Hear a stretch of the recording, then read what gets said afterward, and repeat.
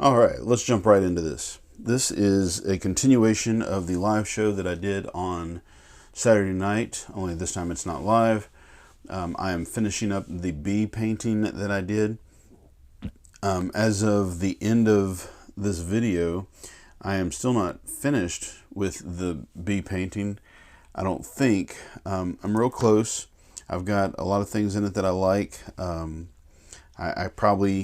I kind of feel like I could quit and move on with my life, but at the same time, there's a lot of stuff that I want to do to fix it and to add some more details and all. I'm not quite done with it yet, I don't think. Welcome to the Art Project. If you have not been here before, please hit the subscribe button. Let me know that you like this by giving me a thumbs up if you do enjoy it, and leave some comments down below. Maybe you're an oil painter and maybe you would do things completely different than the way I did it. Maybe not. So just kind of let me know what you think in the comments down below. Also, there are lots of things in the description down below usually. So if you look at the description right now and you don't see anything, come back later on and look in the description. Sometimes I add stuff later on. Anyway, back to this painting of the bees. This is variation with repetition. It's a project that I do with my students at school. It's a project that I found on the internet. Lots of images already out there available to you. Just look up variation with repetition and you'll find some information on it. So I originally did an ink drawing, and I originally did some drawings in my sketchbook, and then I did some drawings in ink on Bristol paper. Check those videos out if you want to see where this all started. And then following that, on last Saturday night, I did a live streaming edition or part of this series where I drew the bees and roughed them in with oil paint. So I'm now continuing to add the details, going back to each photo reference that I did, and I'm adding little details here and there. There are so many intricate parts on this bee that you really cannot, you just really can't get it all. I mean, I don't think, I'm not at that level yet where I can get all of these details. It's overwhelming, it's intimidating, but don't let that stop you. Like, if you are an artist, if you're an art student, persevere. Don't let your inability to do something keep you from trying. I give this metaphor, this illustration over and over and over again.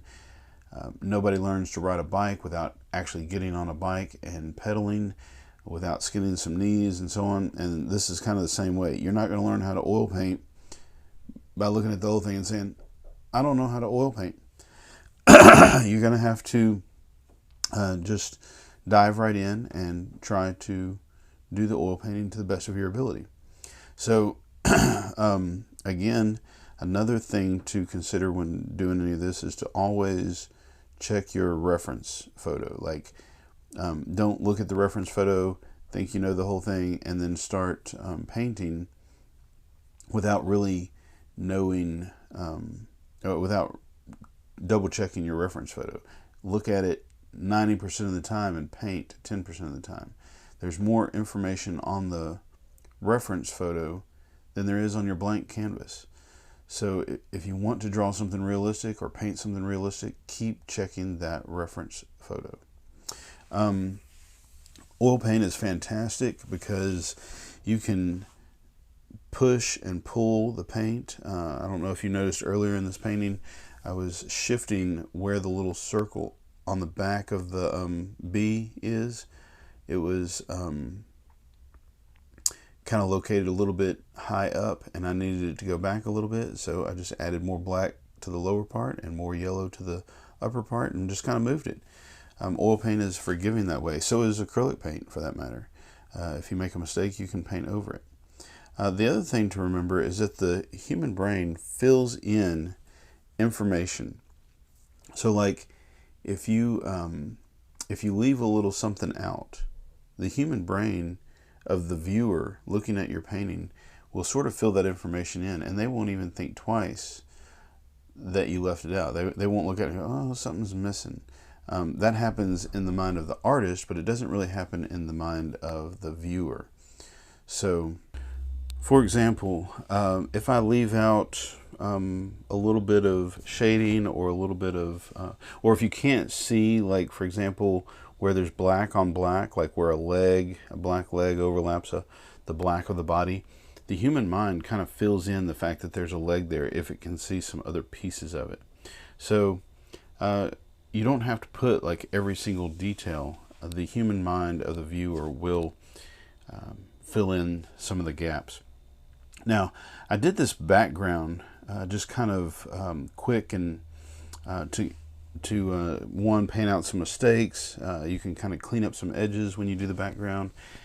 You can shift an edge from one location to another when you paint in the background, and so on. But this background was by no means the end of the background. I just kind of painted it in fast, and you know, kind of got that done. Put something there. One time, this is a little side story. One time my house was beat down pretty good by a hurricane, and we gutted the entire inside of the house while we were living in a trailer. And I remember feeling pretty broke down about not being able to fix my own house. I'm a do-it-yourselfer. I'm a carpenter. I'm an artist. I'm a kind of guy that believes that if something needs to be done, I can do it. But the whole house was just overwhelming, and that's a sensation that you get a lot as an artist. You're just overwhelmed by a blank canvas. Well, these guys came in from First Baptist Church in Starkville, Mississippi, to help me with my house. And even though they were there to help, and that did help, you know, the overwhelmed feeling that I had, it didn't completely obliterate the feeling of overwhelmness. They were there for a couple of days, and then they were going back, and then they were going to come back again, and so on. But it was still just so much that needed to be done. I remember one thing. This one guy said, let's get some sheetrock on the walls. You will feel so much better when you start getting sheetrock on the walls. Your house will seem like it's being renewed and refreshed once you start getting some drywall up. And at first I didn't really want to do it because there was so much other stuff like electrical work that needed to be done, and some more gutting that needed to be done, and some things fixed, and so on. So, but he kept pressing, and he insisted that we get a little bit of drywall on in this one room, and we did. And I remember how right he was. Once I got some of that drywall on that one room, man, it was just an amazing difference in not just the way the house looked, but the way I felt about it. And so these guys continued to help me get some drywall up, and eventually we got the entire house done, and it was wonderful. It's not perfect, but I can live in it. When I say it's not perfect, I mean like there's some rough places in the drywall mudding that, you know, I got so tired I didn't want to sand anymore, you know, and I left it and we painted over it. But most people would look at my house and just, you know, think it was done professionally. It's not anything really that bad. Well, it was that initial getting the drywall on the wall that helped. And I'm telling you this story because the same thing is true with painting. That blank canvas is brutal. When you're looking at blank canvas and you're not sure what to do to it, but you know something has to be done, you just have to put the first mark down. Just start painting, even if that mark is in the wrong place. You can come back and erase that, wipe it off, repaint it, whatever. Just start putting that mark on the canvas.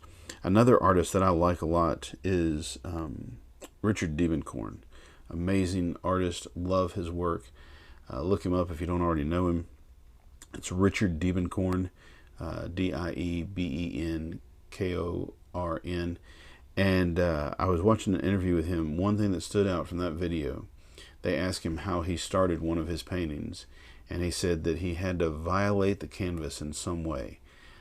Just get a little bit of, that was his words. His exact words were, "I've got to violate the canvas in some way." I'm pretty sure that's his exact words. And what he meant by that was just get a little bit of paint on the canvas. Get something on the canvas so it's not this intimidating white, blank, pristine canvas anymore. So that's my advice to you.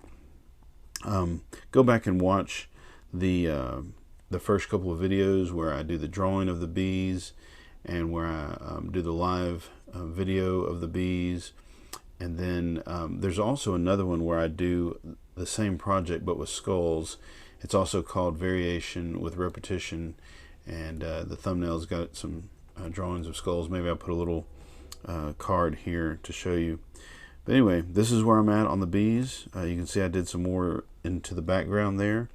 I don't think I'm quite done. Look for part 3, and in the meantime, go make some art.